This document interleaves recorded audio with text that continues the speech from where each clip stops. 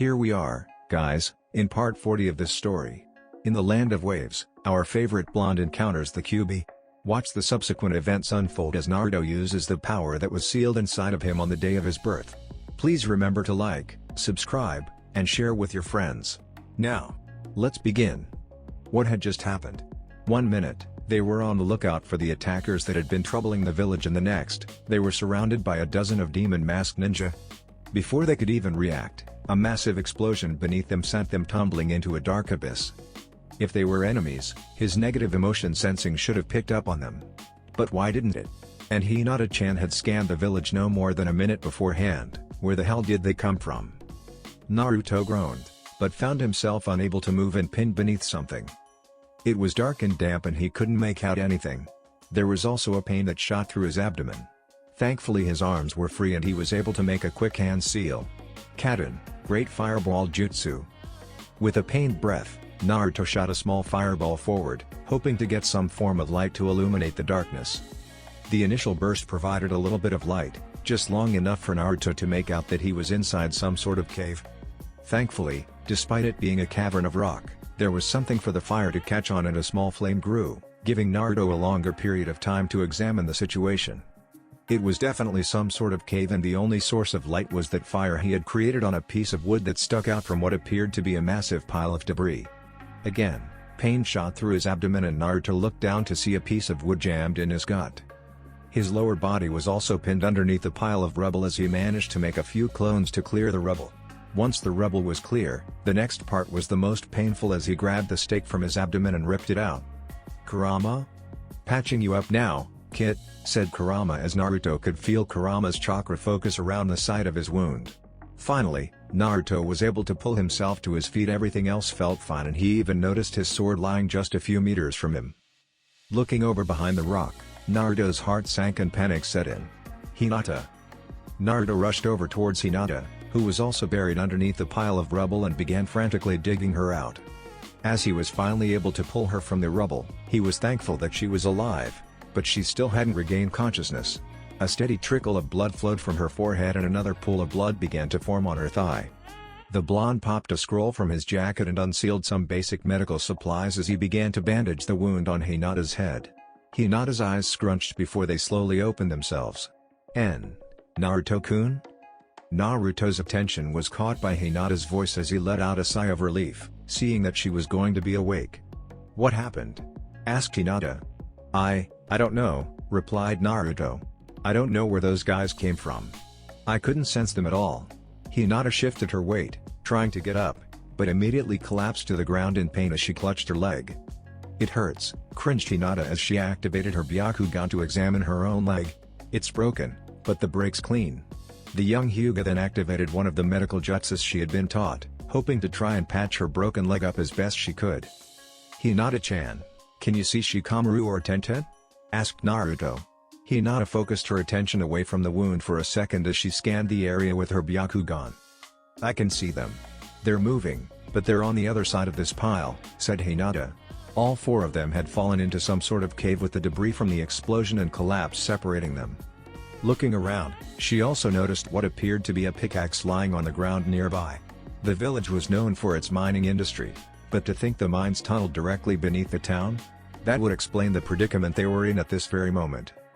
"Right, let's get this rubble moved out of the way, get Shikamaru and Tenten, and get out of here," declared Naruto as he charged up a Rasengan in his hand, slamming it into the collapsed cavern ceiling. A massive tremor and falling rocks were a clear signal to Naruto that the mine wasn't sturdy enough for Naruto to be drilling through with his Rasengan. As Naruto swore at the blockage, Hinata caught something out of the corner of her vision. "Naruto-kun." Naruto's head immediately showed towards where Hinata was motioning to as one of the masked demons phased out of the wall of the cavern. A Tanto aimed to run him through. Having just enough time, Naruto unsealed his knives from his gloves and deflected the Tanto before jamming the blunt end of a knife into the side of the demon's head, throwing him back against the collapsed portion of the mine. The sound of a fist hitting the cave wall alerted Naruto to the presence of another attacker as Hinata tried to strike with an open palm, but seeing as her leg was still broken, the pain was more than enough to slow her down to the point where her attacker could dodge and her palm crashed into the cavern wall. As the demon prepared an attack on Hinata, Naruto let loose one of his kunai, infused with wind chakra as it sailed clean through the demon's head. "Naruto-kun, they're coming from everywhere," alerted Hinata as her Byakugan was picking up a number of chakra signatures closing in on them through the cave walls. Naruto barely dodged another attack while Hinata moved out of the way of one despite the pain in her leg. It was then that she felt herself being picked up as she clung to Naruto's back while the blonde made a dash along the cave, hoping to outrun their attackers. "Kurama, why can't I sense any of their attacks?" "Not sure myself, kid." Negative emotion sensing picks up on the hatred, desire, anxiety, and the like. "However, I'm not picking up anything from these guys. They feel kind of like numbnuts," said Kurama. If they had the chance to look back, then they'd wave seen the body of the demon Naruto killed turn white and crumble to gravel and dust, with the exception of the head.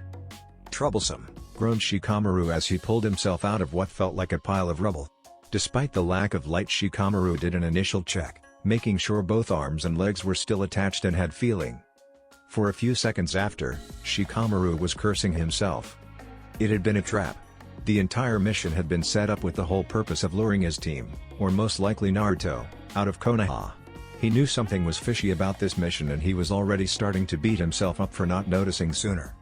A faint green light filled the corner of Shikamaru's vision as a glow stick in Tenten's hands lit up. With the added light, Shikamaru was able to get a better look at himself. Everything about him seemed to be intact. A few scrapes and cuts here and there, but nothing that would condemn him to a hospital bed for an extended period. "Damn. Tenten, you okay?" Shikamaru asked. "Mostly. I can walk and everything feels attached still, but my left side's in pain. I think I may have cracked a rib or two," said Tenten. "What happened?" "It was a trap," said Shikamaru, and Tenten swore under her breath. "So, where are we?" asked Tenten. Shikamaru reached down and picked up what appeared to be a mining tool that was partially buried underneath the rubble. "Looks like we're in a mine shaft. Must be from one of the mines that support this town. To think they run this close to the village though. We can't have fallen that far, so we can't be that far beneath the surface," said Shikamaru before a tremor shook the cavern, coming from the other side of the collapsed portion of the mine. Said tremor caused a few rocks on the ceiling to nearly fall on top of the two Chunin. "What was that?" asked Tenten. However, she didn't need Shikamaru's genius to answer that. "Naruto," they said in unison. "Hopefully he doesn't do that again," groaned Shikamaru. "This mine shaft doesn't look very stable and that explosion from above certainly didn't help. Well, looks like digging through this is out of the question. And I take it explosions are out too," mentioned Tenten, getting a nod from Shikamaru. "Just great, a lot of my techniques are explosion-based. It'll make running into those guys a pain. I don't think we'll have to worry about them, hopefully," said Shikamaru. "I don't think we're their targets." "Then that means, yeah, we've gotta find some way to meet up with them and quick. I kinda wish Hinata were here. Her Byakugan would be nice." "Jump." Naruto jumped just in time to dodge another strike from one of the demons before slamming a Rasengan into the demon's back. That had been the second demon he killed, but from the sounds of it, there were still many more behind him. It was still pitch black and Naruto was relying heavily upon Hinata's guidance to tell him which way to go. The Rasengan he kept charged in his one hand provided a little light, just enough for him to see the next step or two ahead of him so that he didn't trip over a rock. But it seemed the real benefit of the Rasengan was it gave Hinata light. While even the Byakugan had trouble seeing in pitch black, the glow of the chakra and how it reflected off the cave walls gave Hinata enough to see and guide them. Hard left, 20 meters. Just in time, Naruto saw the passage Hinata mentioned, a fraction of a second before he made the turn down it. If he stopped, their dozen or so pursuers would catch them. Could he defeat them down here? Even he doubted that.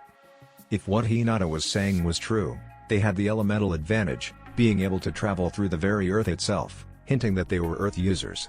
Sage mode was out because stopping would mean they'd catch him. Kurama's power was also out. Have you ever tried to cram a building-sized fox into a mine shaft just barely large enough for two people? And then there was Hinata on his back. The state of her leg would leave her at a severe disadvantage against these guys and he didn't think he could fight them off without putting her in grave danger. Even if he put himself between him and her, they could come from anywhere in here and get Hinata before he could react. Shadow Clone Jutsu.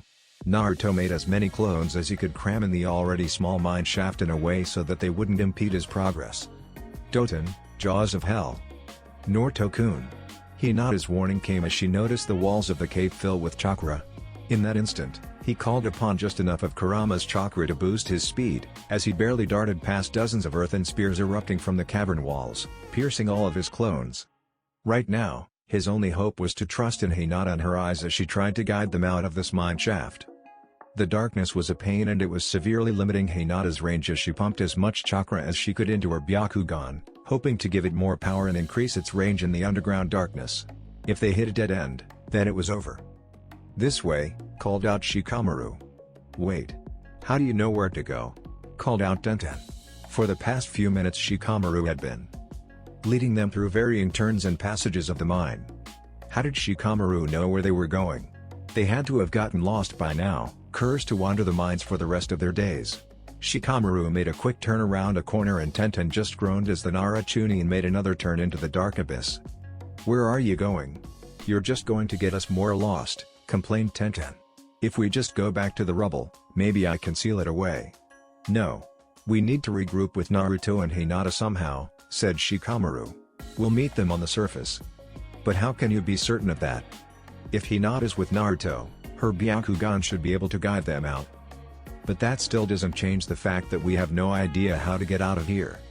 Tenten stopped. She couldn't believe that Shikamaru of all people would run off and get her lost in a cave.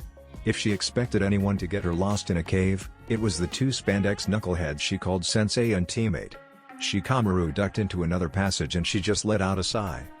"Oi! Come on," called Shikamaru. Tenten groaned but dragged herself around the corner and further into the mine.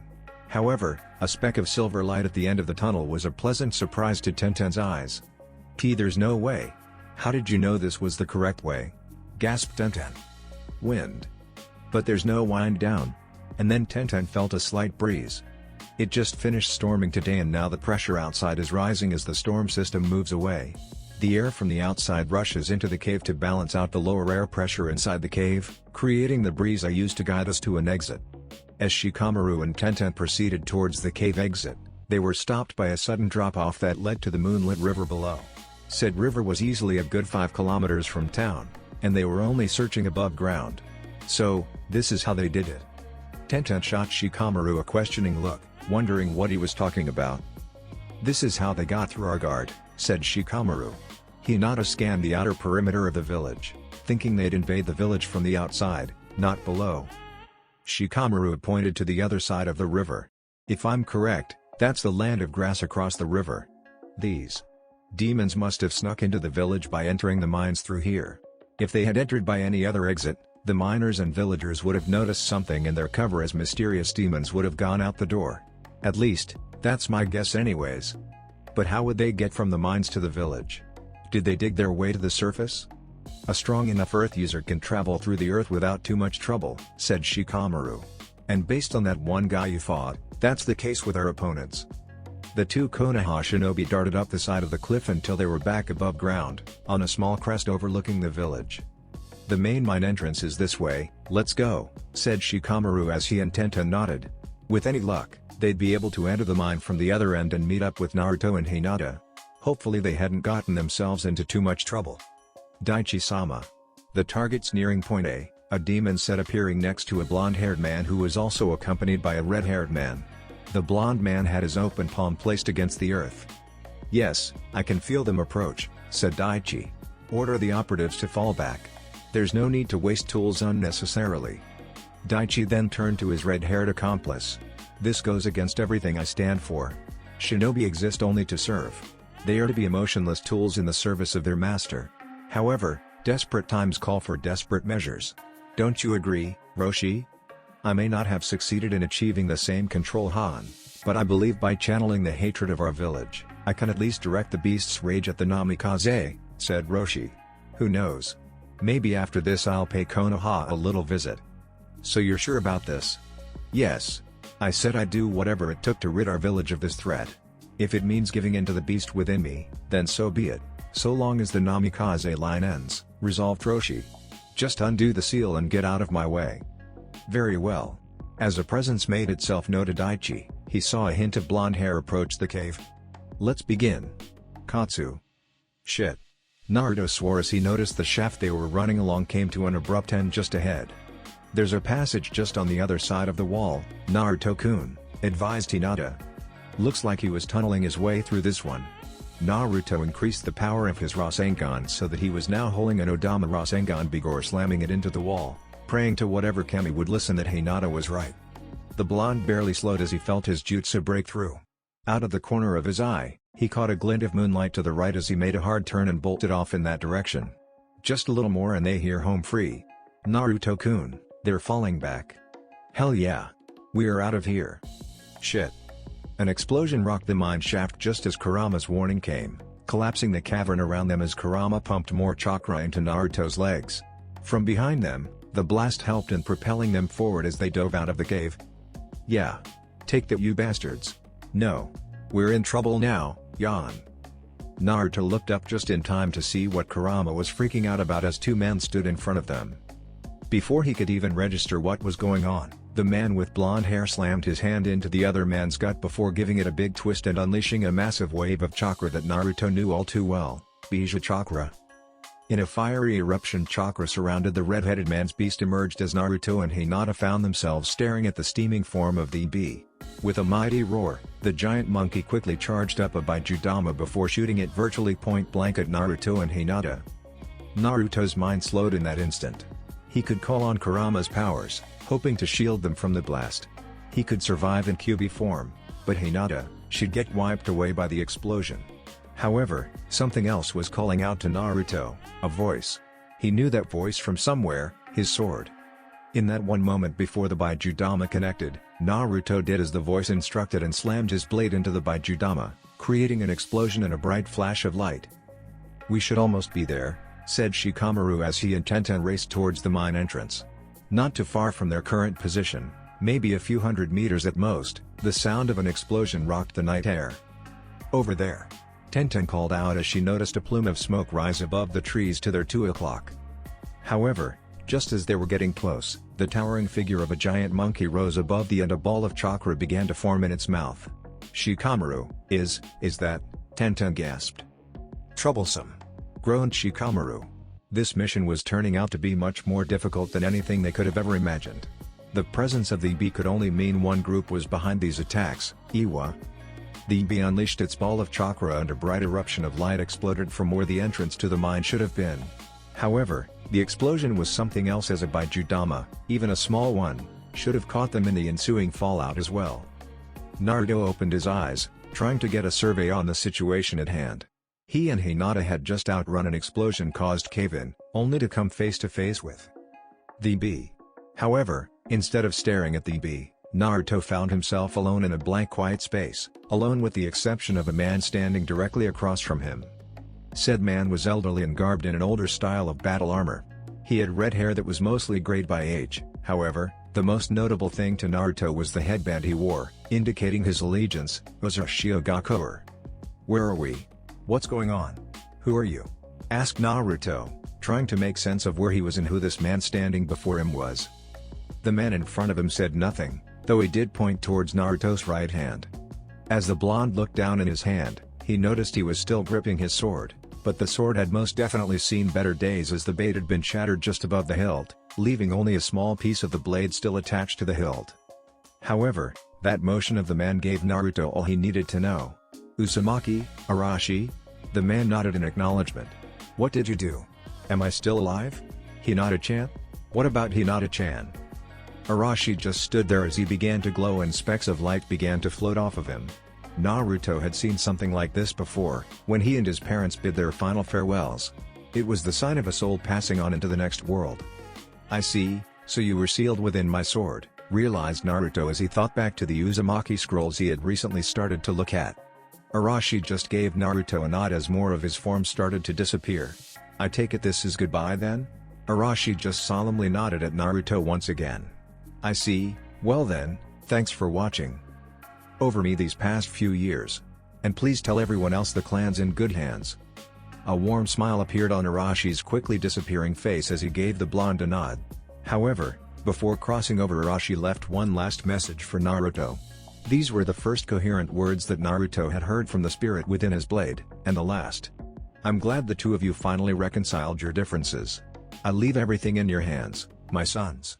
A ring in his ear was the first thing Naruto noticed as he came to, finding himself blown back into a pile of rubble. As his vision began to clear, Naruto could still make out the towering form of the bee. However, the bee's eyes were closed shut and his hands clenched over top of them, most likely trying to block out the flash of light from whatever that was. Naruto's eyes drifted downwards towards where his sword should be and noticed only the hilt gripped in his right hand. So that's what happened. Arashi had managed to absorb the Baijudama, but by doing so, the blade shattered. Apparently the raw power contained in a Baijudama, even a low-powered one, was too much for the seals on the blade to absorb at once, overloading the blade and resulting in the flash of light. Turning to his left, Naruto's eyes shot wide open as he saw Hinata lying in the rubble next to him, looking in even worse shape than she did before. Not only was there more blood coming from her head, but there was a small trickle coming from her mouth as well, along with a number of other wounds and bruises. Was she still alive? Thankfully, Naruto could make out the slight rise and fall of her chest, but it was labored. He needed to get Hinata out of here. Another attack, she wouldn't survive. A roar broke Naruto out of his gaze as the bee regained its sense of sight and a wave of raw determination flowed through Naruto. He had to protect Hinata from this threat. They were after him and him alone. He wouldn't allow any of his precious people suffer because of his fight. As the bee lashed out with a mighty punch, Naruto caught it with an orange, fox-like claw as he initiated the transformation into full QB mode. With a mighty push, Naruto forced the giant ape back, causing the bee to fall over and surprising even Kurama. To be able to overpower Son Goku, the one with the most brute strength out of all the Bijou, that was nothing but pure willpower, thought Kurama. His innermost desire to protect his vixen. That was the source of that burst of strength there that was even able to overpower Son Goku. Carefully, Naruto reached down and scooped Hinata up in his foxy hand, taking extra caution to cradle her and not cause any additional harm to come to the young Hyuga beauty. Naruto, Kurama called out in Naruto's head. Do you think she's going to be alright? Naruto asked. Think we can work a quick patch job on her like you did with Sasuke or Fu? I doubt Son's going to give us time for that, replied Kurama. Besides, you know, there's a chance for unintended consequences if we use my chakra to heal others. I think she's going to be fine, but we need to get her out of here. Naruto nodded in understanding before darting off in a direction away from Son and the nearby village. Within moments of taking off, he felt two presences land on his back as he came to a halt. Naruto recognized the voice as Shikamaru, who jumped and landed on the foxy Jinchuriki's snout and looked his comrade in the eye. Hinata, Naruto spoke, a mixture of his own voice and Kurama's. You and Tenta need to get Hinata-chan out of here. I'll deal with them while the three of you get away. Shikamaru and Tenten wanted to argue, but it would be too troublesome to argue with a gigantic fox right now, especially with the bee charging at them.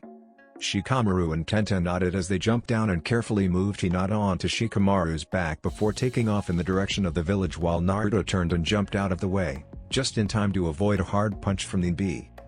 Kurama, do you know who it is I'm fighting? Is this the Dewa Jinchuriki or is this the bee?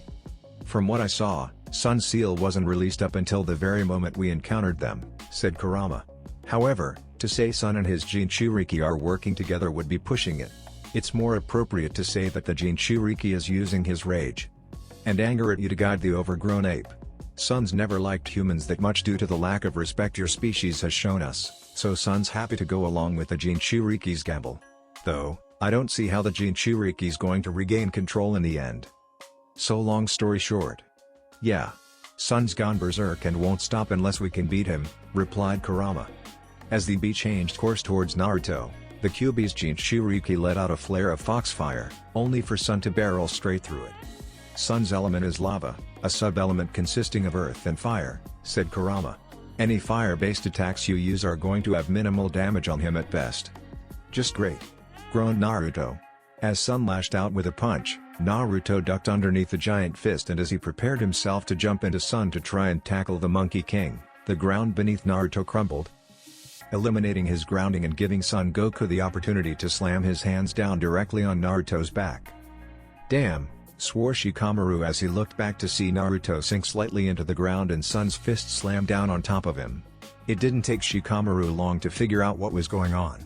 Everything about this mission was a trap to get to Naruto, with the bee being the main way to counter the Kyuubi's power. However, just because the trap had progressed to the phase with the bee, that didn't mean the role the ninja attackers played was at an end. The question was, what could humans do against a bijou? Not much, except create an opening for another bijou to deal some serious damage, the same thing that had likely just happened with Naruto. A shift in movement from his back signaled Shikamaru to make a quick stop. "Naruto-kun," muttered Hinata as she regained consciousness. Looking over, they saw the giant fox struggle to get up from underneath Sun's pin while putting some distance between him and the giant ape. However, they could tell Naruto was hurting after taking that hit. A few more like that last one and even Shikamaru was doubting Naruto could hold together.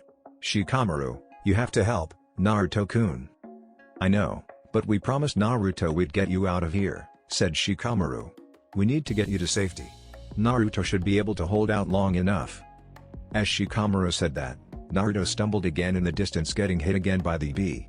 This blow, while more of a glancing blow, was still enough to send the giant fox sliding back a few hundred meters. Naruto can't use his more destructive attacks without us or even the nearby mining village getting caught in the blast, thought Shikamaru. The Narachunin felt Hinata begin to move on his back as her hands made a familiar set of seals. Summoning jutsu.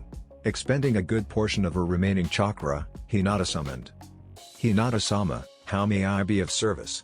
The white tigress Nishiko spoke. "We need you to take Hinata to a safe place." "Away from that," said Shikamaru, pointing in the direction of the fighting bijou as he carefully placed Hinata on her summons' back. "Please, take care of Naruto-kun." Hinata struggled to get out, obviously in pain as Nishiko carried her away. "So, what do we do now, Shikamaru?" Tenten asked as the two observed the titans battling in the distance. They watched as Naruto dodged another attempted smash by the bee, only for the giant monkey's fists to slam into the ground below and a massive tremor to shake the ground before a rain of molten rocks filled the air before beginning their descent back to the earth around. "I have an idea, but it'll be dangerous. How much ninja wire do you have on you, and do you have any lightning or electricity sealed away?" Naruto brought his tails up to fend off the molten rocks, despite Kurama's complaining and the smell of burnt fox fur. Putting some distance between them and making sure nothing important was in the line of fire, Naruto gathered up the chakra for a Baijudama quickly. The uncompressed and compressed versions were out because the resulting shockwave would likely level the entire area, including his comrades and the nearby village, but the spread option was still viable, and with any luck, he'd be able to eliminate those pesky ninja that were doing just enough to throw him off for Sun. Unleashing the spread shot version of the Baijudama, Sun stopped in his tracks and brought his arms up to brace for the impact as the energy tore through the land and engulfed the giant monkey. When the dust cleared, Naruto grinned at the smoking bee lying flat on his back. The spread shot version was the weakest of the Baijudama versions to use on a single target, but it still did enough damage to repel Son Goku. Blown back, the bee pulled himself to his feet while forming his own Baijudama, and Naruto set into panic mode again. If that thing got off, it was likely the ensuing shockwave would catch Hinata, Shikamaru, and Tenten. "Naruto, give me control," said Kurama as Naruto put his trust in the demon. Kurama immediately went to work creating a Baijudama, identical in strength to Sun's before the overgrown ape unleashed his. Not a fraction of a second later, Kurama aimed and unleashed his. "What the hell, Kurama?" shouted Naruto. "The blast from that thing's gonna get Hinata-chan. Just shut up and watch." From inside, Naruto watched on as the two Baijudamas collided with one another, but Kurama's attack hit slightly lower than Sun's and the two spheres of chakra were forced upwards into the air where they detonated. The dispersion of their energy, while enough to create a noticeable shockwave, was much less violent than it would have been if they had detonated at ground level. "If Sun tries to use a Baijudama like that again, charge up one of equal power and aim just beneath his," said Kurama. "The two spheres will stop each other cold, but because ours is lower, it will send them both into the air to safely detonate."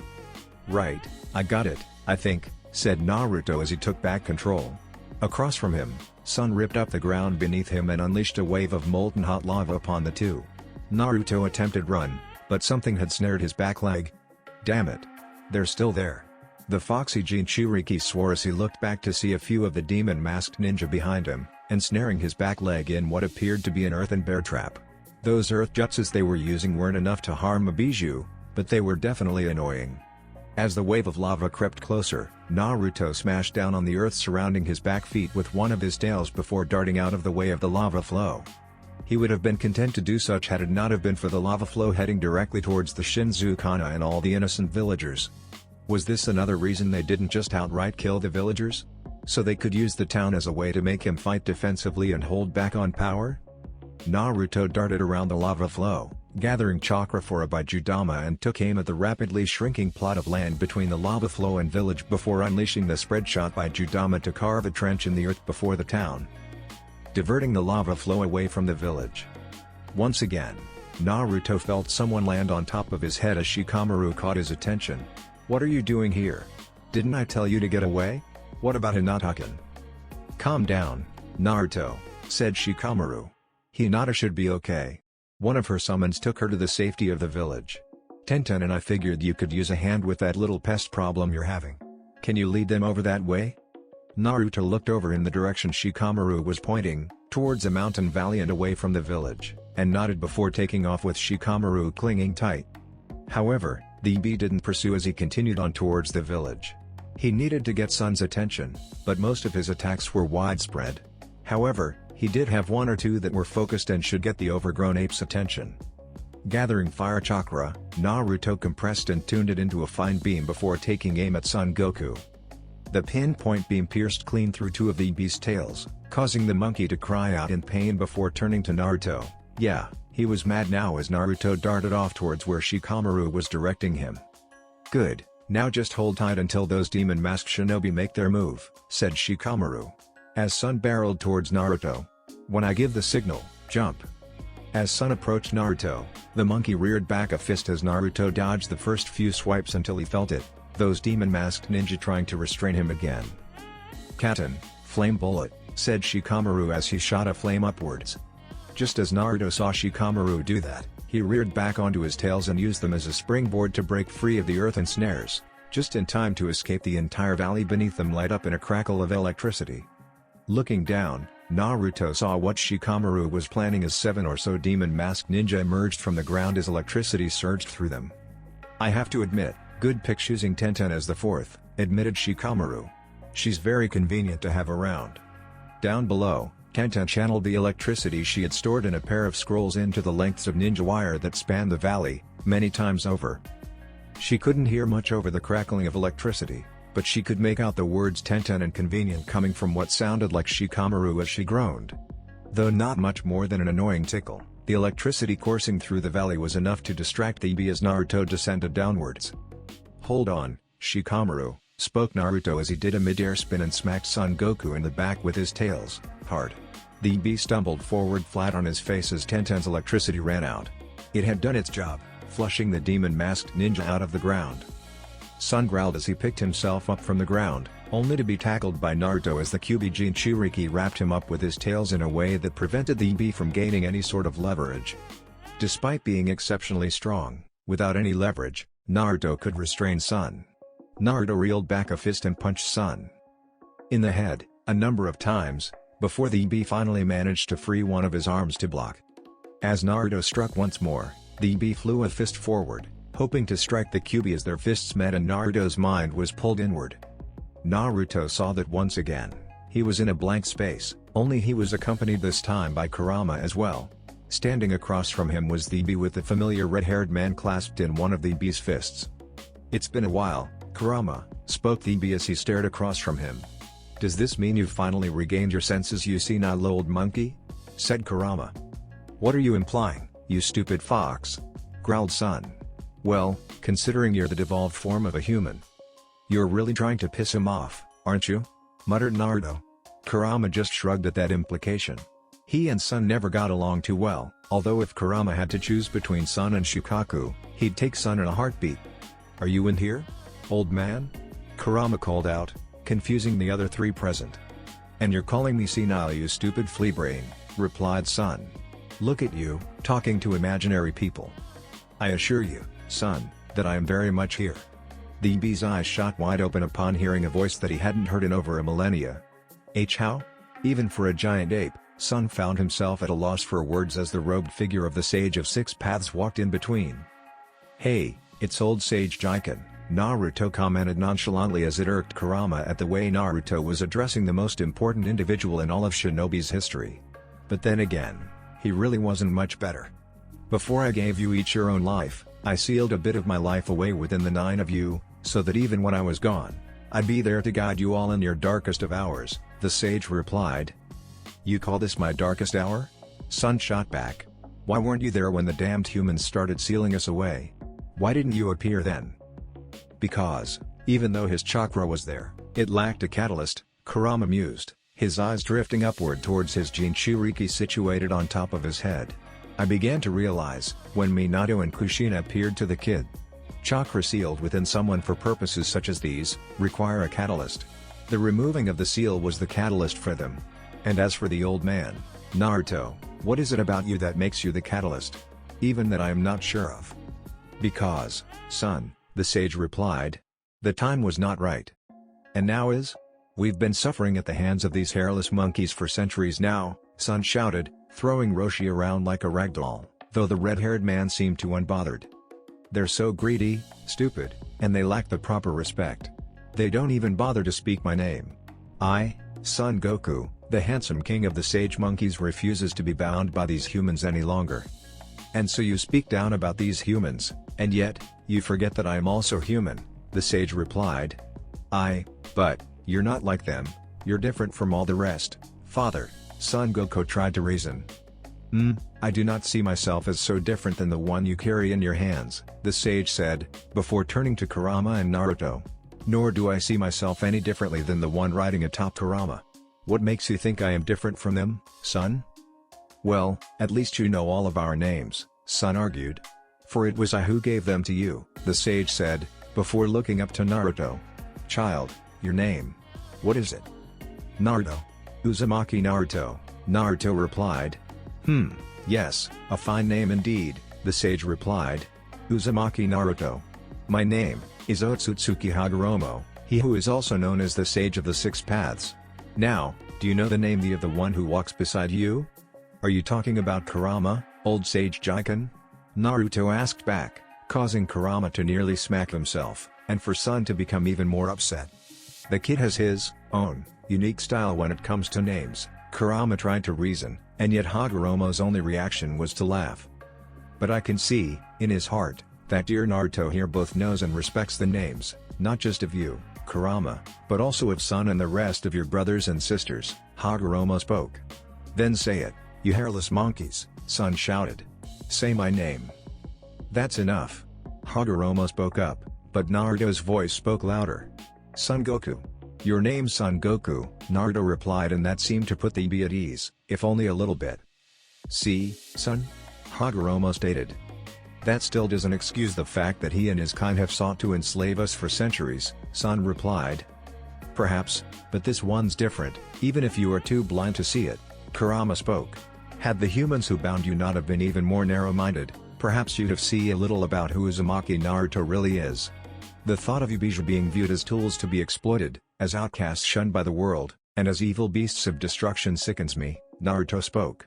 "I never asked to have Kurama sealed within me. And as glad as I am today given that I am the one he's sealed inside, I want him out of me. I want him to be able to live his own life. And I want that for you, old sage." "Jiken, peace, how did you do it? How did you create the peace everyone dreams about?" Hagoromo just sighed as he sat down. "Following my victory over the Jubi, I traveled the world, seeking to repair the damage that had been done, and to understand the people of the world better and how to bring them together. It was through hard work and understanding that I was able to quell many conflicts, but, even I cannot say for certain that I achieved peace. 4. When I was at the end of my time, the peace that I had worked so hard to achieve fractured within my own family. My sons Ashura and Indra turned against one another, over who would become my heir. Ashura, well, he was much like you are. He valued the power of others and saw strength in the bonds he shared with friends, family, and comrades. Indra, however, he was powerful in his own right, but because of that, he isolated himself and relied on his own strength. And yet, despite being my oldest, for that reason I did not name Indra my successor, but rather I chose Ashura. And so, I do not feel I can give you an appropriate answer on how to achieve lasting peace, seeing as even I was not able to do such. It was never my hope that the humans would seek to subjugate you and your siblings. When I brought you into this world alongside Ashura and Indra, I'd hoped to foster a strong bond between all of my children, so that you may walk forward together, as equals." "Old man." Kurama merely muttered, not wanting the sage to beat up on himself over the failings of his sons. "I promised my parents, and my teacher, and Kurama that I'd find a way," Naruto spoke. "That I'd find a way create lasting peace. And that includes lasting peace for all of them as well, Shukaku, Mutatabi, Isabu, Son Goku, Kokoro, Seiken, Chomei, Gyuki, and Kurama. TSK, you're not the first human to say that, nor will you be the last," Son Goku spoke. "And for me, you won't be able to convince me of your sincerity towards that goal with words alone. Action is the only thing I'll accept." "And what about when we get out of here?" Roshi asked, finally speaking for the first time. "What will happen when we return to reality? Where your comrades and my comrades are fighting to kill one another? Because of you, Hinata-chan was badly hurt, nearly killed," Naruto replied. "Anyone who hurts Hinata-chan of all people, I absolutely cannot forgive. But I also cannot forgive myself. I still need to become stronger, so that I can protect her, my friends, and strive towards this concept of peace, so that no one is ever in danger. I did not start this fight, but even I bear some responsibility for the hatred tearing our nations apart. As I have said before, I will find a way to end this pointless cycle of hatred. And you can believe it. T-Bio." There wasn't much of a chance to say anything more as the world began to phase. Hagoromo's chakra was starting to fade from Son Goku, and their conversation was nearing its end. "And so young Naruto here has given his answer," Hagoromo spoke, before looking at Roshi and Son Goku. "What about the two of you?" "I suppose I tire of this senseless violence," Roshi replied. "How about you, Son Goku?" As Naruto returned to reality, the form of the bee retreated, revealing Roshi, his skin red and burned. As Roshi's Bisha form retreated, so did Naruto's. And before anything else could happen, they were surrounded by the remaining 8 demon-masked shinobi, though none of them looked in any shape to fight after taking Shikamaru's and Tenten's electric trap. "So you finally show your face, Namikaze," said the blonde-haired man as he appeared on the scene. Tenten's eyes shot open at the implication behind that statement as she realized what their enemy was talking about. However, Shikamaru just stood there, calm as ever and analyzing the situation they were in. "Stand down, Shikamaru, Tenten. This isn't your fight," commanded Naruto. "What's this? Want to finish what the Ondime started all by yourself?" glared the blonde-haired man. "Daichi, hold on," groaned Roshi as he struggled to get those few words out. "I already told Roshi this. Believe me, I want to kill you right now. I want to make you pay for hurting Hinata-chan like that and for putting the rest of my friends in danger," said Naruto. "But if I do that, then this will never stop. If I kill you, it'll just give Iwa one more excuse to continue this. Well, enough is enough. Then surrender yourself and this will all be over," said Daichi. "I can't do that either," said Naruto. "I can't just abandon my friends and dreams to satisfy your village's revenge. But, one day, I will find a way to take all that hatred your village has bottled up and rip it out if I have to, T-Bio." "I sincerely doubt that," said Daichi. However, even he realized the situation. Despite emerging from a battle of Bijou, Naruto still looked as if he could fight. And a full-fledged Jinchuriki was not something his men looked like they were eager to fight right now as Daichi slung the defeated Roshi over his shoulder, disappearing from the destroyed landscape. "I see," Shin said as Naruto and Shikamaru explained the situation to him back in the town hall. "I'm sorry your village had to be dragged into this mess, Harakano-san," apologized Naruto. "This whole thing was a plot to lure me out." "Were the attackers dealt with?" asked Shin. "We defeated them, but they fled across the border," explained Naruto. "I doubt they'll be continuing this now that their cover's blown though." "Then you have our gratitude, for ridding us of this demon menace," Shin said. "However, the lands to the west were severely damaged, as was the mine.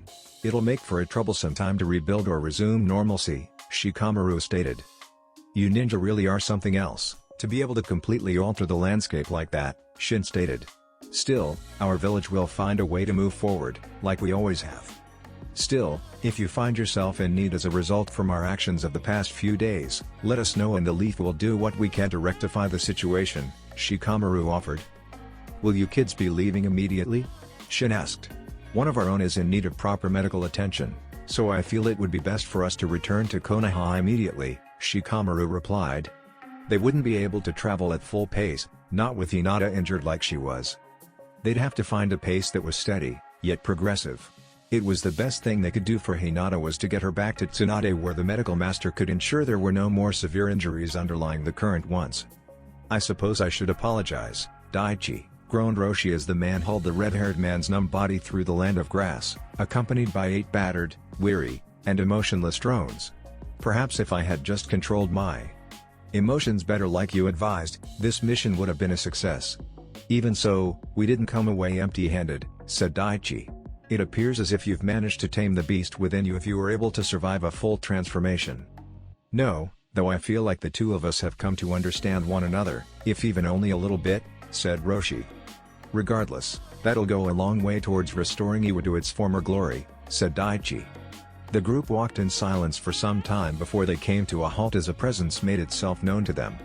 "Hola," shouted a man in an orange spiral mask who was wearing a black cloak with red clouds, Akatsuki. "Dispatch this nuisance immediately," ordered Daichi as his men just nodded before they attacked the man. "Whoa," shouted Toby as he bent out of the way of one of the attacks. "Oh." Toby spun out of the way of another attack and the third just seemed to float right through him before he disappeared into the earth. The demon-masked shinobi stood there, trying to sense their opponent, but were unsuccessful until Toby popped up behind one and smacked him of the head with a twig. Immediately, Toby dove back into the hole, only to appear next to another shinobi to smack him with a twig again. What should I call this? My ultimate jutsu," mused Toby as he whacked another shinobi with the twig, doing virtually no damage. "I know. How about whack-a-mole jutsu?" Daichi and Roshi could only help but look unstupefied as Toby toyed with the shinobi. "Don't just stand there, get him," ordered Daichi before stopping cold in his tracks as a familiar voice made itself known. "Toby, we're not here to play games. We're here for the Jinchuriki," said Datara as he turned to the man who looked to be an older version of himself. "So you've really stooped that low as to join them, Datara," said Daichi. "What can I say? Unlike you, they actually support my art, Dad," said Datara as Toby popped up directly beside his senpai. "Ready to go, Datara-senpai." Datara just grinned as he made his signature hand seal. Katsu. Hokage's office. Tsunade was doing everything in her power to quell the anger building inside as Naruto and Shikamaru gave their report on their most recent mission. In no ways was this anger directed at the two Chunin standing in front of her, rather it was directed at the one who they discovered was behind this trap, Iwa. "I'll send a message to Aniki demanding an explanation on this, but I'm afraid I already know the response he'll give," said Tsunade. "Just after you left, we received word from one of our operatives in Iwagakure that the B had been kidnapped by what appeared to be Akatsuki. That information was too weak old because of the tight security in Iwa. Troublesome, so they've got to cover," groaned Shikamaru. "Aniki will likely deny involvement, stating it to be the work of a Rouge group of shinobi or Akatsuki, even if what you're telling me is different. This was supposed to get rid of a few headaches and yet it's causing more. I'll need to consult with your father on this matter as things are already shaky enough as is," groaned Tsunade as she picked up the mask Naruto and Shikamaru had brought back. "And there's no identifying marks on this?" Naruto and Shikamaru shook their head. "Based on what Naruto could glean from that seal, it appears to have the same effect as a suicide capsule," said Shikamaru. "So even then, the only way we have to pin this breach of our sovereignty is on the presence of the B, which Iwa will claim was an Akatsuki plot designed to capture Naruto," said Tsunade. "And what happened with the B?" "Defeated, but he and another man fled across the river into the land of grass," said Naruto. "I see. I'll have to increase patrols in that area. Not only do we need to confirm that these enemies are gone, but the presence of a Bijou will certainly attract Akatsuki's attention to that area," said Tsunade. "Despite the setbacks, you and your team did good, Naruto. The two of you are dismissed for now. I'll let you know if something comes up." Not too much longer after Naruto and Shikamaru left, Tsunade got up from her desk to leave for the night as well. After this mission, she needed a drink desperately. As Tsunade exited the office, a man stepped out of a shadowed corner before looking at the mask still lying on the table. With his one eye, Danzo gave the mask a close inspection before a rare frown came to his face. "I thought I took care of Core back in the last war," thought Danzo. "I'll need to look into this. If they're operational, this could spell trouble for Konoha." Sitting in a hospital bed, Hinata had just finished discussing the mission with her father before a knock was heard on the door and Naruto stepped through. As Naruto entered, Hiyashi stood up and left the room, giving the two a little bit of privacy. What did the doctors say? Naruto asked. I'll be okay, but Shizune-san advised that I shouldn't do anything strenuous for the next 2 weeks while I recover, said Hinata as she sat up in the hospital bed. That's a relief, said Naruto before averting his gaze and going silent. Hinata knew this as a sign that something was troubling him. I'm sorry, Hinata-chan. I'm sorry that you had to get caught up in my mess. That's okay, Naruto-kun. No, it's not, Naruto shouted.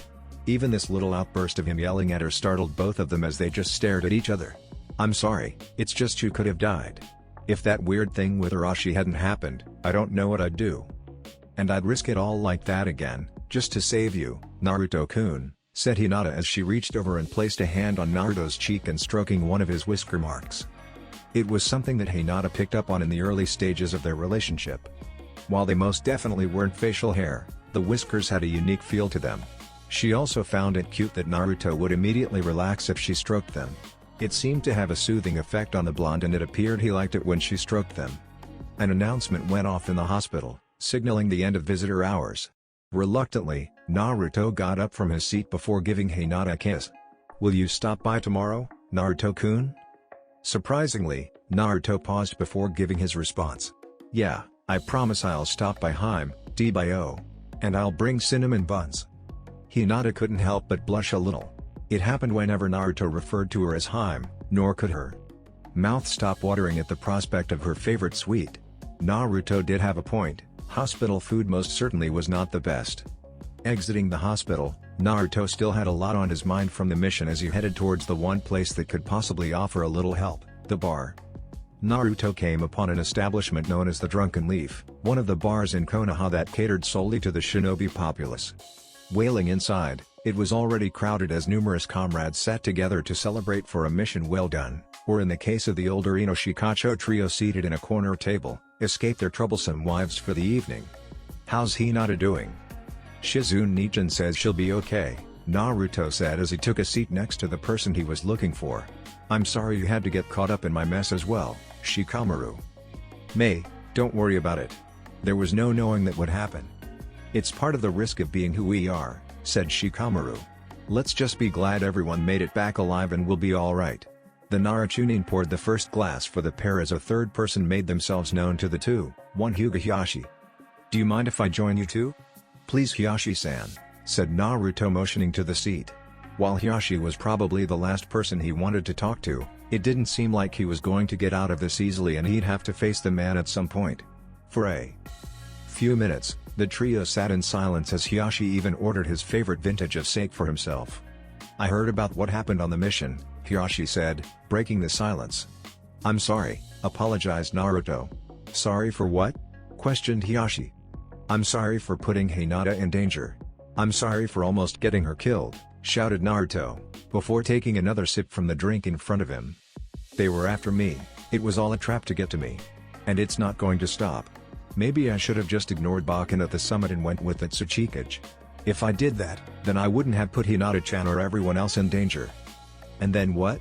The Tsuchikage would have taken you back, paraded you around like some trophy, and then killed you to try and make up for the actions of the Yondaime, said Shikamaru. Would you forfeit your life, just like that? I don't know. I would have figured out something, replied Naruto. Iwa has always been our enemy. Your father's actions aren't the only ones that have fostered ill will between our villages. There's no guarantee they would have stopped at you, said Hiyashi. They would still come for Konoha one day. While Minato was one of the main reasons Iwa hates us, he's not the only reason. Their hatred towards us runs deeper than anything I can think of. He's right, Naruto, said Shikamaru. We agreed to the risks of being ninja when we put on our headbands. But, what do I need to do to get them to finally stop? Asked Naruto. All this talk about hate is starting to drive me crazy. Keep pushing forward. Keep doing what you're doing. Keep getting stronger. Show Iwa that they can't just push you around, said Hiyashi. Sensei has faith that perhaps one day, you can find the true path towards peace. As your sibling student, I have to have faith in Sensei's judgment, and will help you in whatever way I can. Naruto just sat there in silence, taking in Hiyashi's advice. Besides, there are worse things you could do to my daughter than get her killed. Naruto shot a questioning look at Hiyashi. What do you mean? What could possibly be worse than getting her killed? Regardless of how dire things get, Hinata has always had a light guiding her forth, illuminating the darkness around her that threatens to consume us all. Darkness is unpredictable and comes in many forms, and I fear what could happen if said light gets extinguished, said Hiyashi as he took one last sip from his drink before standing up and leaving the two chunin for the night. You are that light and don't you dare forget that. And I thought mothers were troublesome, thought Shikamaru before he poured Naruto another drink. He's got a point though. Naruto woke the next morning, having slept better than he thought he would. His night at the bar with Shikamaru and Hiyashi helped put his mind at ease. He was still angry that Hinata had been put in danger because their opponents were after him, but that only made him more determined that he still had to get stronger. The way Arashi managed to absorb the Baijudama, even at the cost of itself, he got lucky. Naruto looked over to the sword hilt lying on his bedside table before his thoughts drifted to the man who had revealed himself to Naruto just as the blade took the Baijudama and shattered. For some reason, Naruto's attention was drawn to the second Uzumaki heirloom he had in his possession as he unfurled the family tree, finding his line and tracing it to his great-great-grandfather. However, tracing the line back even further, 2 generations before Shuichi, Naruto saw the name, unsure as to how he missed it before, Uzumaki Arashi. There! Called out the leader of a party of Iwagakure shinobi, tasked with searching the area. There had been bijou activity observed nearby and that Tsuchikage had dispatched a few teams to search for their taken Jinchuriki. The one leading this particular search party was the Tsuchikage's granddaughter, Kurotsuchi. The group came to the middle of a large forested area that looked like it had been blown away by multiple explosions. However, nothing remained except for the bloody body of Daichi, resting up against a tree. He's alive, but he's weak, said one of the Iwa ninja in the search party. Kurotsuchi nodded. Stabilize him, secure him, and let's head back to the village, she ordered. Taking one last look around, it was obvious that whoever caused this destruction was gone and the Jinchuriki, Roshi, was nowhere to be found. Akatsuki hideout. Let us proceed with the extraction of the EB, announced the leader. With only 6 of us, this will take over a week. We must not waste any more time. Foon, 9 dragons consuming seal. The Getomazo's mouth opened up and the blue ethereal dragons emerged to engulf Roshi, raising his body in the air, and extract the precious Bija chakra within him. Konoha Hospital. Hinata sat up in her hospital bed early in the morning. There was still a bit of soreness to her, but that was to be expected. Thankfully, Tsunade had agreed to release her today so long as she kept her activity to a minimum for the next few days to ensure she properly healed. She had been in the hospital for 4 nights so far. The first day she was there after arriving from the mission, Shizune quickly went to work to mend the bone in her leg as well as a number of remaining soft tissue injuries. The fact that the break of the bone was clean meant the fix was quick and simple, and Hinata could actually walk on it so long as she didn't do anything too strenuous. She was glad that she would be out of the hospital today. Neiji's challenge was only a few days away and she wanted to be there for him. Even if she couldn't do too much now, she'd do whatever she could to ensure he won. After all, the Hyuga clan was her family, and despite being relieved of being the future leader, she wanted to do everything she could to ensure the division in the clan was healed so that Hanabi would inherit a clean slate, so to speak. Turning her head, the young Hyuga looked out the window, only to find herself rubbing her eyes as what appeared to be a cinnamon bun floated in midair, so she was having one of those dreams again.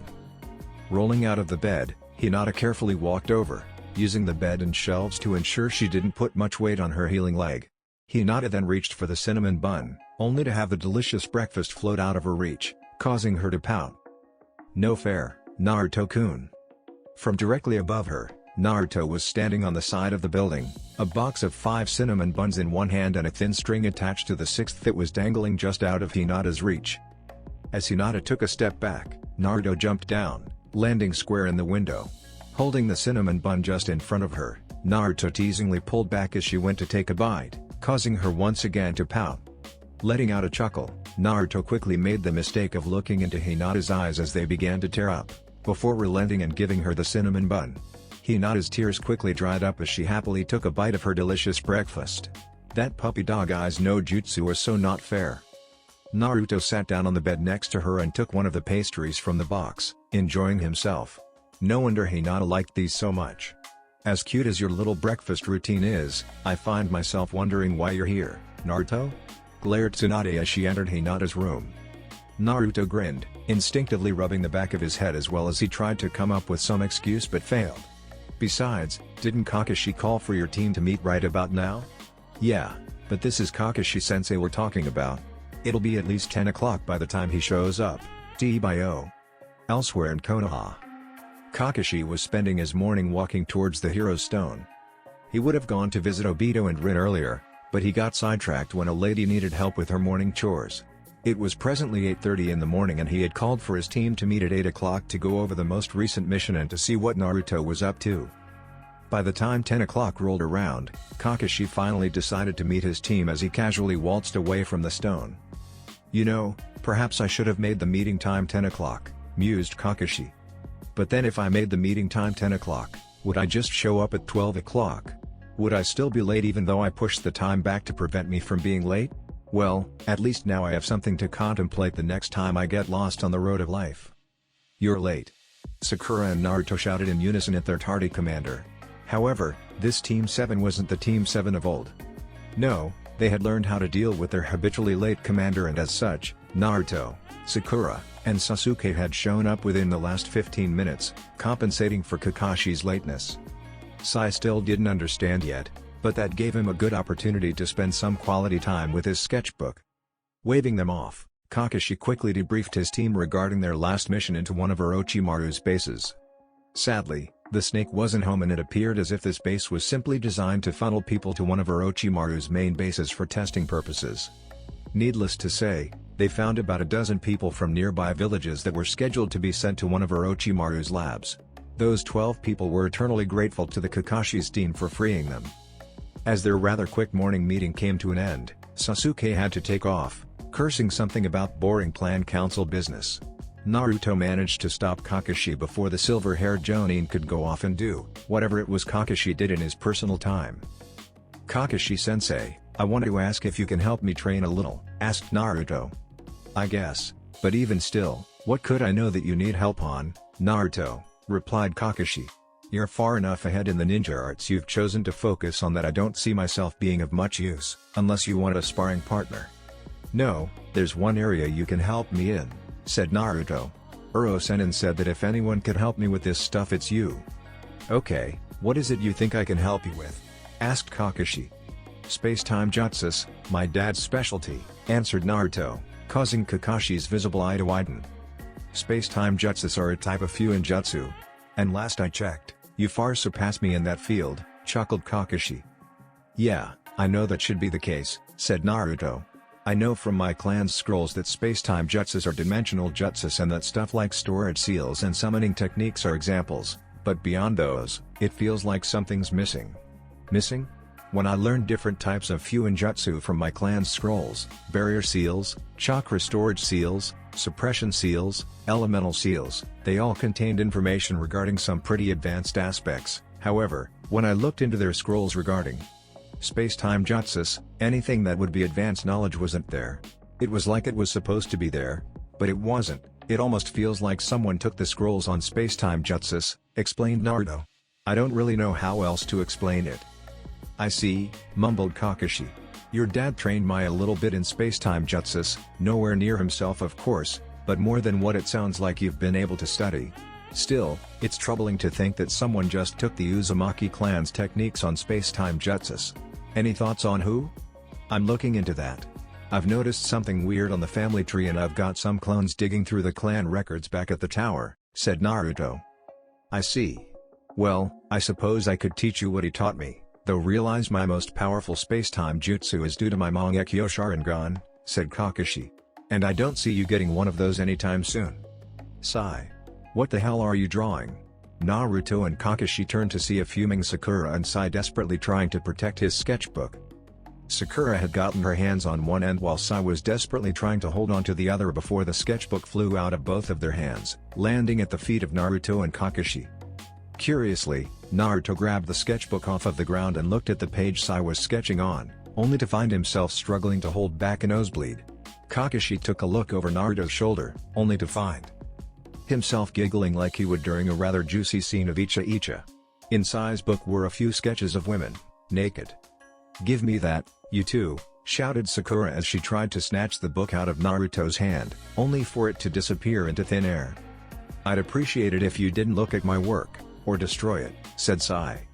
You know, they actually look pretty close to the real thing," Kakashi mused. "Naruto, think Master Jiraiya could use an illustrator? I appreciate the compliment, but they're just not quite right. I don't know how to explain it, but I can't seem to draw their breasts correctly," said Sai. Perhaps if I had a model." "Why are you even drawing naked women in the first place, Shanaro?" "I read in a book the other day that a woman's body was the reason men formed such strong bonds with them, so I thought I would research it a little. I then discovered that the female body has been used countless times in artwork, so I thought by drawing women's bodies, perhaps I'd begin to understand more about these bonds," explained Sai. Sakura smacked herself in the head before storming off. This sort of reasoning was exactly why she didn't want Sai to resort to nothing but books. "But, I've been having a hard time visualizing a woman's body," said Sai. "These actually don't look half bad," shrugged Kakashi, before pulling out a certain little book. "Although, I supposed I have something that could help if visualization is your issue." He had already opened Sasuke up to the joys of Icha and Naruto. Well, if what Sasuke said about Naruto writing parts of the books were true, then Master Jiraiya had done the work for him. As for Sai, such an innocent and impressionable mind, well, he was supposed to be Sai's teacher. October 1st, Hyuga Compound. This was the biggest day for much of the Hyuga clan, even bigger than Hinata's 3rd birthday. Today was the day Neji would fight Kenjo for the right to be in the main branch and replace Iroh's line. The last time a challenge had been issued was 11 years ago, and even then, the main family proved itself to be superior. However, the difference between then and now was the person issuing the challenge. While Hyuga Rajo was skilled, he was nothing compared to Neji. Neji had the most potential out of all the Hyuga, and so far, he had tapped deep into said potential, surpassing the expectations of both the clan and the village. The entire clan was gathered in the center courtyard of the compound. While the branch members should have known better than to get their hopes up after the example the elders set last time, they couldn't help it. If Neji somehow managed to pull off a miracle, then not only would the most aggressive of the main families be removed from power, but their champion would have a direct say in the inner workings of the clan, and perhaps, one day they could be free of the main branch's grasp on them. While something like this was generally closed to those outside of the clan, a few additional people had managed to find themselves in the audience. The most notable was the Hokage herself, called on by the clan to act as an official on behalf of the village and garbed in the ceremonial robes of her office. Also present were Naruto, Guy, Tenten, and Lee, having been invited as personal guests of the head family. Speaking of head family, probably the most notable curiosity about this challenge was the allegiance of the head family. Under every circumstance in the past, the head family sided with the main branch, but this time, they seemed to have sided with the challenger and branch families. What exactly this meant, no one was really sure. A gong sounded as the two challengers stepped out of their respective dwellings, granted to allow them time to prepare. Both Kenjo and Neji had on a light brown battle kimono top and loose-fitting gray pants. Facing each other, the two Hyugas shed the kimono tops, revealing toned and trained bodies to the entire clan.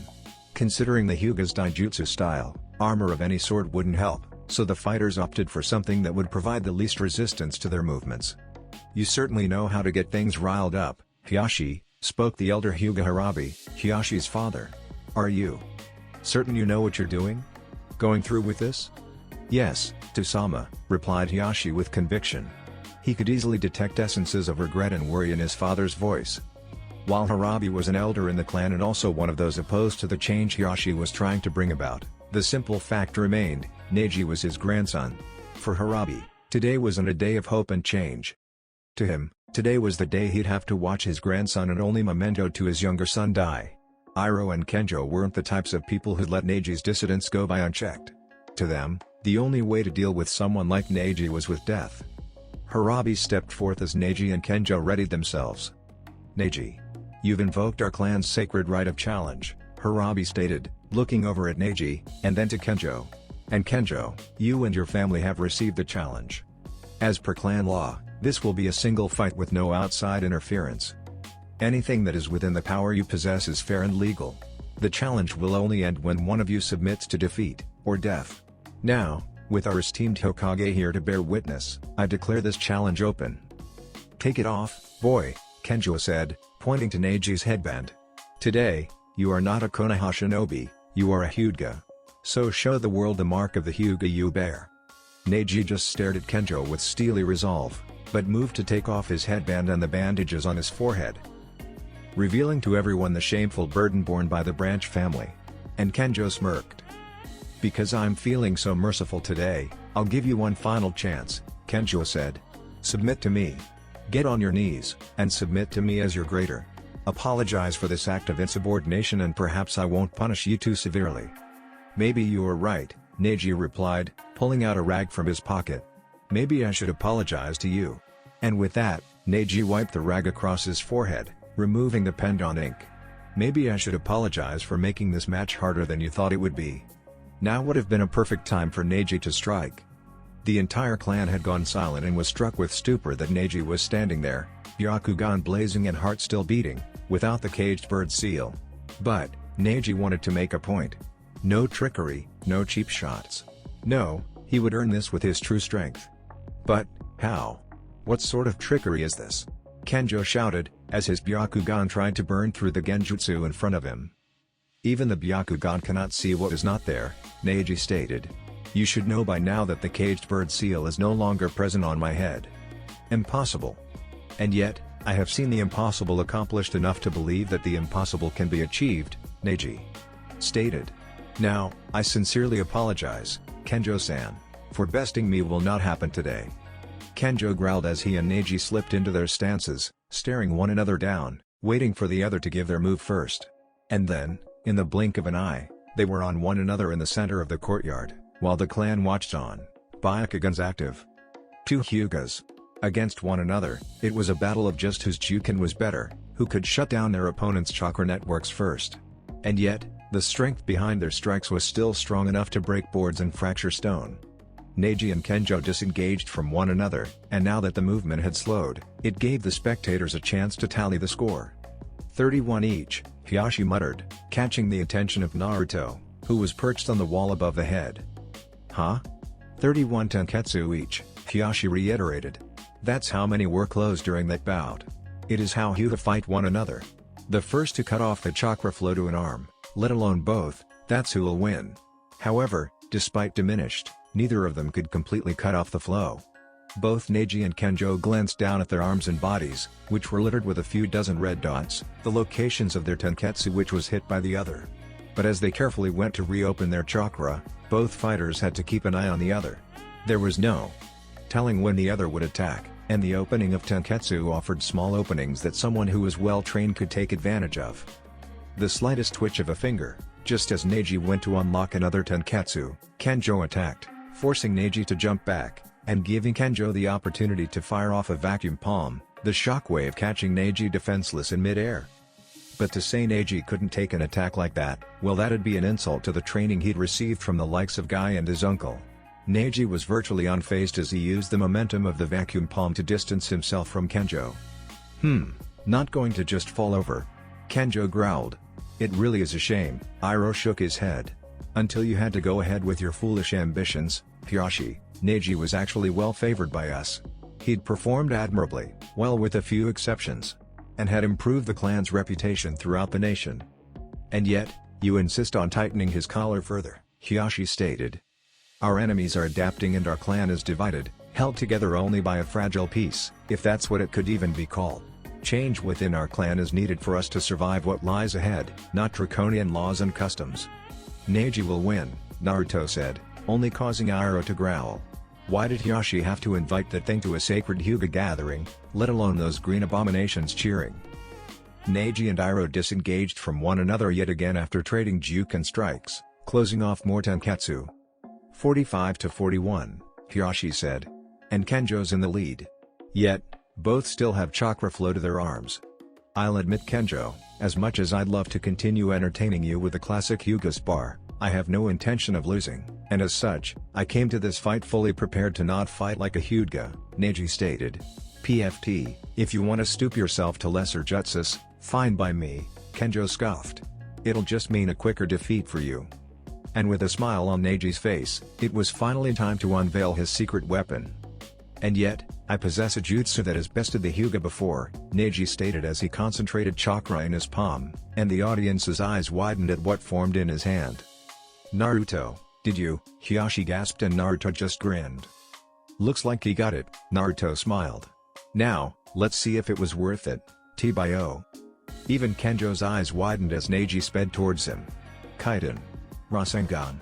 The main branch Hyuga had just barely enough time to get off the Hyuga clan's ultimate defense, but what had been proven once before, came through again as Kenjo's Kaiden destabilized and threw the elder challenger tumbling back across the courtyard. Naruto-kun, Hinata spoke. When did you teach Neji the Rasengan? When we went to the training castle, Naruto replied. Just before we went to Shinzukana. Flashback.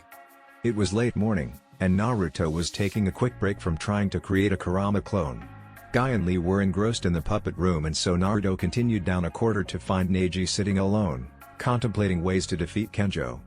What up, Neji? Not going to try out the puppet army? Naruto asked, stopping for a brief moment. I'm only fighting one opponent, not you, Neji said. The Hyuga clan doesn't utilize clones. What I need, is to figure out how to penetrate Kenjo's defenses. Uncle says he's got the strongest Kaiden out of all the clan. You could just do what I did to you, Naruto said, and Neji shot Naruto a quizzical look. You and I both know I don't know the Rasengan, Neji replied. Doesn't mean you can't learn, Naruto said and Neji's eyes widened. Was Naruto really offering what he thought his friend was offering? But why? It's your jutsu, Neji stated. Answer me this, Neji, Naruto said. How proficient do you think you could get with your earth element? I am a Jonin, and I consider myself proficient in it to say the least, Neji stated. You saw it, when we faced Kakashi-sense, Bushy-brow sensei, and no brows, Naruto said. The Rasengan can be taken further. Already, I've managed to make a wind version of the Rasengan, and now by adding Senjutsu to it, I've turned the Rasengan into the Rasen Shuriken. Kakashi-sensei's tried with lightning, but he failed, and Urasenin tried with fire, also failing. What are you say? What are you getting at? Neji asked. The Rasengan will never be complete until it's been expanded for each element. And that's one of my goals, to see it complete. However, Earth is one of my weakest elements. But you're a genius, and you have a strong Earth element. Perhaps the Rasengan's not meant to be completed by one person alone, Naruto said. And so, you're offering me this because... Neji started. There's no one else I'd rather ask to help me with this, Naruto said, holding out his hand to his fellow friend. End flashback. But that was less than 3 weeks ago, Hiyashi said amazed. I learned the Rasengan in about a month, Naruto stated. But what do I know? I'm just a failure. Neji. However, Neji's a genius. I knew he'd have no problem learning it. Kenjo growled as he picked himself out of the dirt, and a pain shot through his right arm as it hung limply by his side. How could my Kaiden be defeated by such a lesser jutsu? Kenjo cursed. Because, it was destined to, stated Neji plainly. Even though it was not designed to be, that jutsu is the Kaiden's natural enemy. Imagine if it were in the hands of our enemy. And Kumagakure, who's been after our Byakugan for decades, has fighters capable of countering our Juken. Now, get up. Yeah, Kenjo was pissed. In terms of Juken skill, he and Neji were about even though Neji was a branch Hyuga, there was no denying his skill in the clan's combat style. And as for the Kaiden, which was his strongest skill due to his ability to quickly deploy the defense, to think it could be bested by a lesser skill was simply infuriating. And now, there was the issue with his arm. Dislocated, not chakra blocked. Not taking his eyes off Neji, Kenjo gritted his teeth, and popped his shoulder back into place, regaining functionality of the arm, but not without a price. The advantage was now clearly in Neji's corner. And Kenjo slipped into the Hyuga clan's signature stance, the 8 trigrams as Neji mirrored them, but forming a Rasengan in one of his hand. It was now that would determine the outcome of the fight. Kenjo was going for the 8 trigrams, 128 palms. Neji with the Rasengan only needed to score a single hit. But if Kenjo hit first and got into the rhythm of the strikes, then not even the Rasengan would be able to defeat Kenjo. And again, this was another case of the first to move, likely the first to lose. And finally, after what felt like ages, Neji and Kenjo moved towards each other, at a speed that even the Sharingan would have trouble tracking.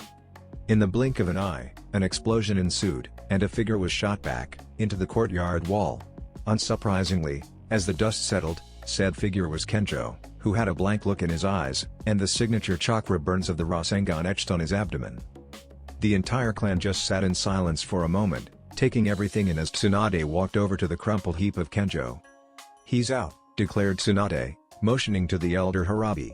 The elder hesitated too long and Tsunade barked again. "Call it. I think it's clear who the victor is here." The entire clan still stared in disbelief as Harabi raised his hand towards Neji. "Hyuga Neji is declared the victor," Harabi struggled to announce. As the rest of the clan, especially the branch members, sat there in stunned silence over what had just transpired. "Yosh. I knew Neji's youth would most certainly prevail on this day. However, said cheer didn't originate from any Hyugas." "That's right, Lee. I think today Neji has shown us both that we still have far to go to match his youthfulness. Guy-sensei, I will double, no triple my training efforts in the hopes that one day I may glow as bright as Neji."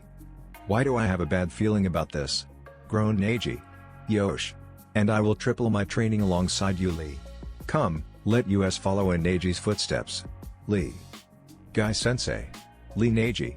Oh hell no." Regardless of how much energy Neji exerted during that fight, his second wind kicked in just in time to move out of the way as the spandex-clad clones converged in the middle of the courtyard, embracing each other in a manly clash of spandex and eyebrows. A wave of youthful passion crashing over the wall of the Hyuga compound and the rays of the golden sun washing over the Hyuga clan that very day. And, just as everyone thought it could not get any worse, a chorus of youth rang out from the heavens above. Despite the Hyuga's all-seeing dojutsu and its ability to see through genjutsu, no one was able to dispel the eternal passionate flames of 1,000 setting suns of youth. By the time everyone had started to recover from the horrific genjutsu, the realization hit them that Neji had emerged triumphant. Not only that, but his seal had somehow been removed as the entire branch family, as well as the head family and outsiders erupted in celebration. What had once thought impossible, the unseating of a main branch family, had been achieved. And while they still couldn't afford to become complacent, due to the fact that two elders still remained stuck in their traditions, Iroh was by far the most abusive, but now he was about to be unseated. It took a few minutes to get the entire clan to calm down. "As head of the Hyuga clan, I acknowledge your victory today, Neji," said Hiashi as he stepped forward. "For clan laws, you and your future family will now be granted status as members of the main branch and it will be your duty to guide the Hyuga clan as best you can."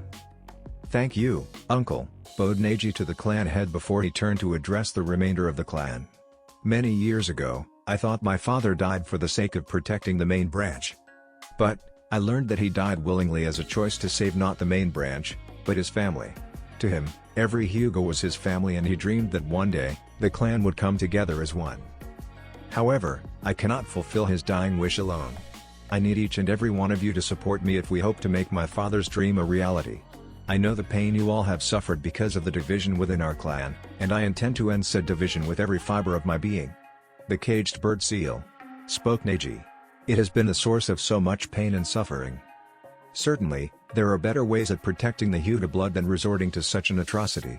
I promise you, Hyuga clan, that you have nothing to fear from me regarding that disgrace for a seal, unless you're someone who enjoys tormenting their family with it." While Neji continued his little victory speech, Hiashi turned to Naruto. "How are you and Sensei doing on a way to remove the caged bird seal?" Hiashi asked. "Actually, we think we found a way. We made a breakthrough earlier this week, but we needed to bring Bakken in on our project," said Naruto.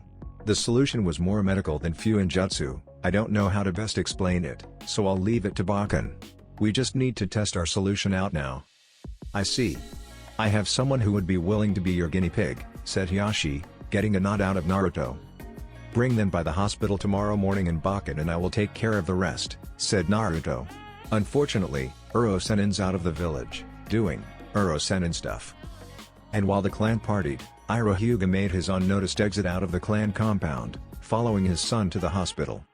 He'd been unseated, his position in the clan officially stripped. Whoever had been responsible for the removal of Neji's seal, they'd pay. He'd make sure of it. Every last one of them would pay. Konoha Hospital, the following morning. Naruto, Tsunade, Shizune, and Sakura were standing around the lobby of the hospital, waiting for Hiashi and the Hyuga member he said was willing to be the first patient to this procedure. "Is everything all set?"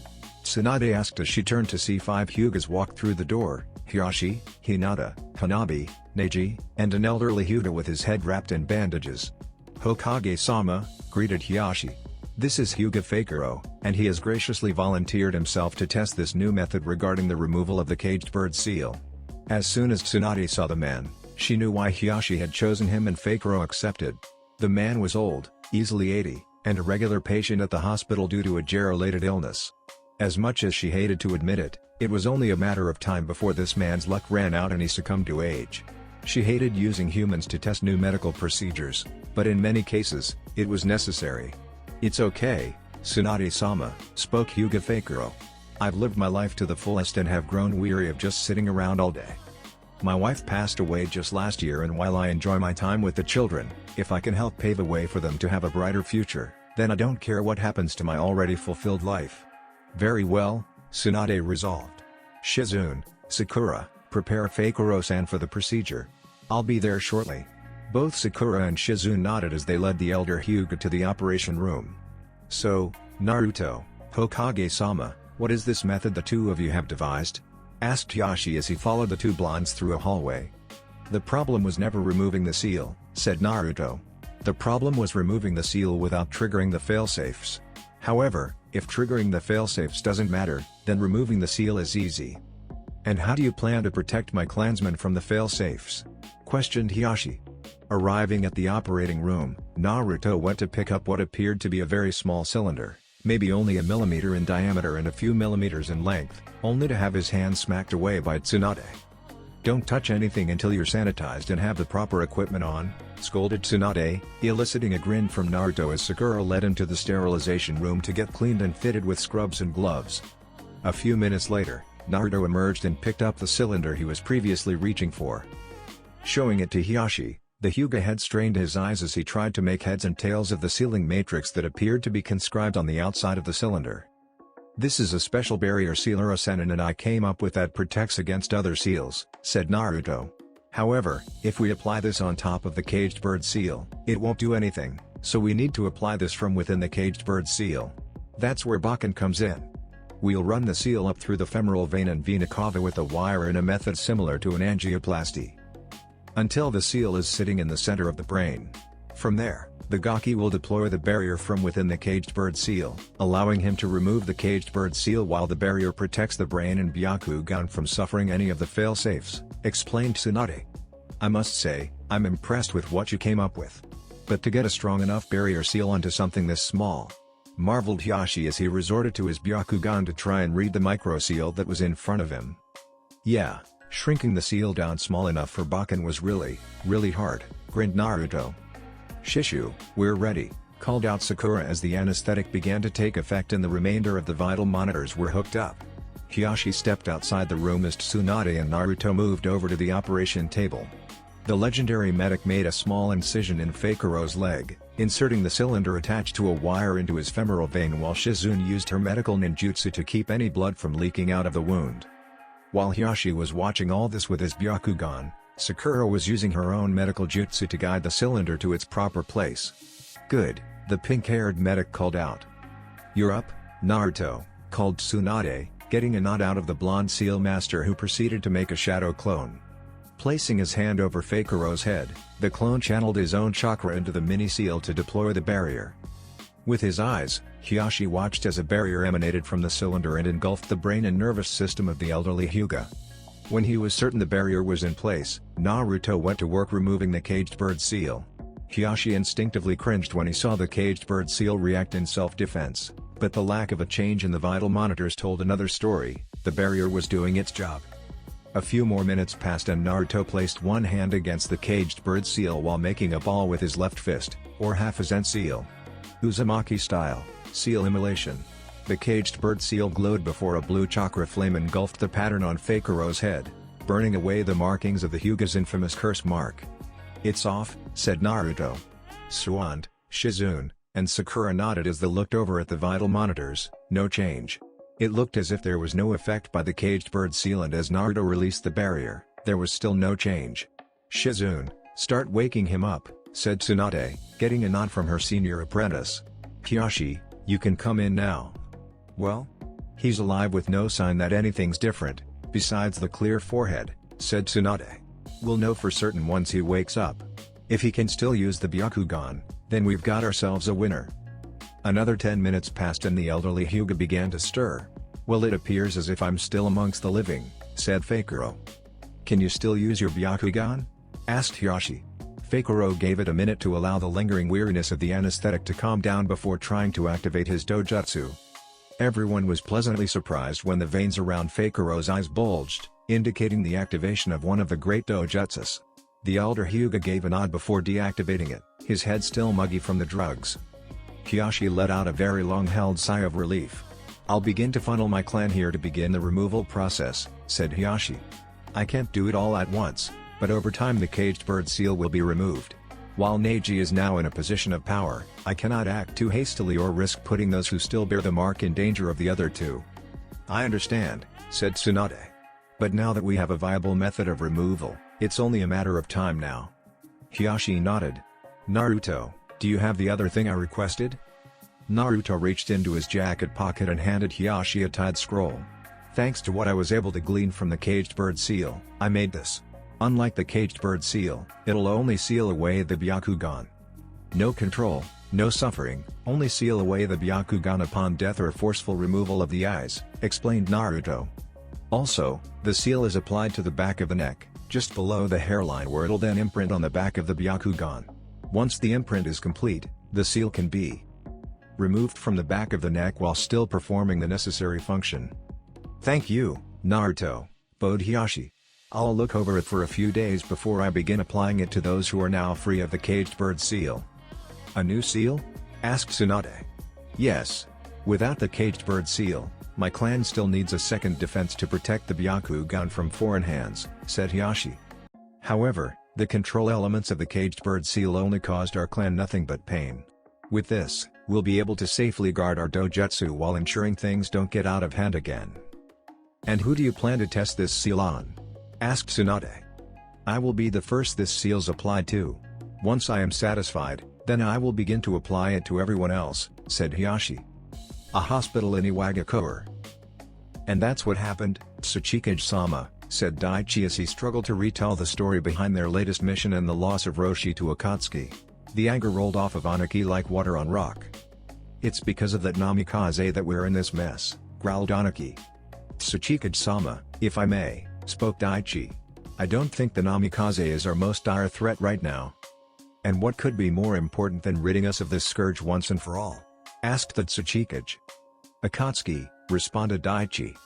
Jisama, if what was said at the summit was true, then they have at least 2 bijou in their possession now, and maybe even a third or possibly a fourth, advised Kurotsuchi. And if Datara is one of them. And if that namikaze brat Sajin Shuriki, they'll surely come after him. That's something that I cannot allow, reasoned Anaki. No, if anyone's going to have that bastard's head, it'll be me. As Anaki shouted, a loud crack was heard throughout Iwagakure, signaling that once again, their Tsuchikage was perhaps getting too old for this job. What do you propose, my old friend? Focus on Akatsuki for now while we analyze the namikaze for his weaknesses. Once we're certain Akatsuki's beaten, we'll find an opportunity to take him down, once and for all, suggested Daichi. Use Akatsuki as a distraction. Let them to tire each other out, to give us an opening. And then eliminate both threats in one go. Crush them both under the might of Iwa's fist, said Anaki. Kurotsuchi, send a missive to the Raikage. Tell him Iwa will cooperate with eliminating Akatsuki. That's it for this video. I hope you all enjoyed the video. Don't forget to like the video, subscribe to the channel, and follow me on my other social media accounts. Anime God here, and I'm signing off.